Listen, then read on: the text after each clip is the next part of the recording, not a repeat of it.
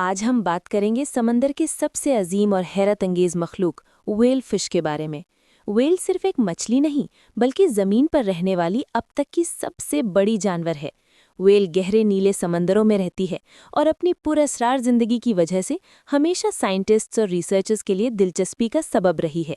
ये मैमल होती है, यानी मछली होने के बावजूद बच्चों को जन्म देती है और दूध पिलाती है। व्हेल्स की कई किस्में होती हैं, जिनमें ब्लू व्हेल सबसे ज़्यादा मशहूर है। ब्लू व्हेल इतनी बड़ी होती है कि उसका वज़न 150 टन तक हो सकता है और उसका दिल एक छोटी गाड़ी जितना होता है।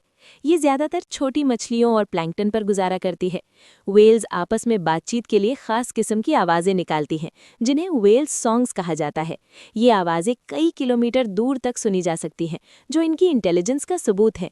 बदकिस्मती से आज के दौर में व्हेल्स को कई खतरों का सामना है, जैसे समंदर की आलूदगी, प्लास्टिक वेस्ट और इल्लीगल हंटिंग। इसीलिए मुख्तलिफ मुल्कों में व्हेल्स के तहफ़्फ़ुज़ के लिए कवानीन बनाए गए हैं।